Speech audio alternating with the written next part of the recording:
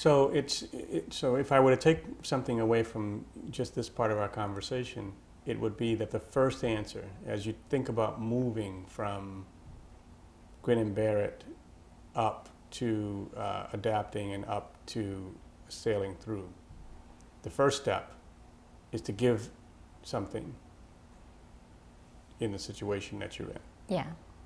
And then what?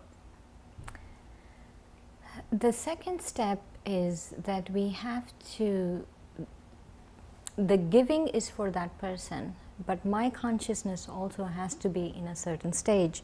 And my consciousness, especially when I'm dealing with people and situations and all of that, is a lot that I'm an actor on the stage of life, and that they are actors on the stage of life. And I have to take my cues from the director of the play and not from the other actors. And so as the other actor, they have a right to say whatever they want to say. They have a right to be whatever they want to be, as long as they're, of course, not violating my physical or intellectual space. But they do have a right to say whatever they want to say. But I have to make sure, and I have to really protect myself to not take that too seriously, because then I forget to take my cues from the director. And that's the second step. And the other step is that also I shouldn't forget that my original nature is love and peace. And that is a premise of the Brahma Kumaris, is that our original nature is love and peace. And so when I don't remember that, when I get too caught up in what other people are thinking about me or saying about me, then I forget that. And so it's very, very important that I'm able to stay in that state. It's funny, I find myself listening to this thinking two things. One is that I can probably try the giving. I've done it before, and I have some sense of what that feels like. And the other feeling I have, very competitive with the first one, is that I still think anger is a good thing. I still think that there is some place for it. And that at some point, the jerk needs to be told that he's being a jerk.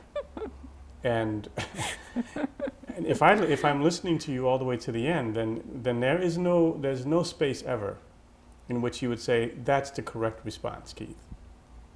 Yeah, especially with anger, right?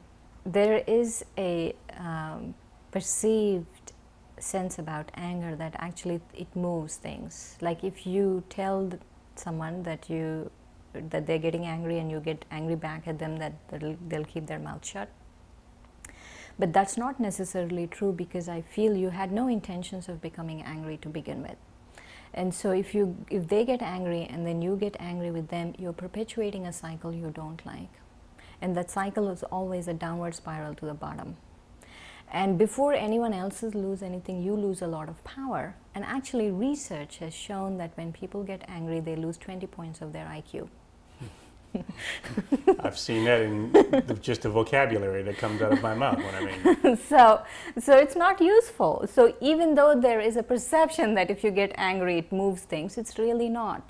And the other thing is that force inside you that actually should be transformed, can be transformed into something more constructive.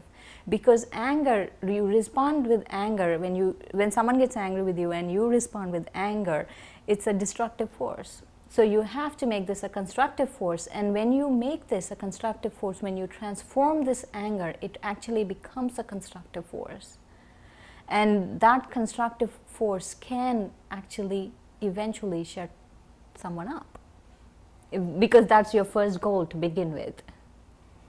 Do you not feel the emotion? Anger? I mean, not really blatant anger. Knock on wood, you never know, it might come up again soon.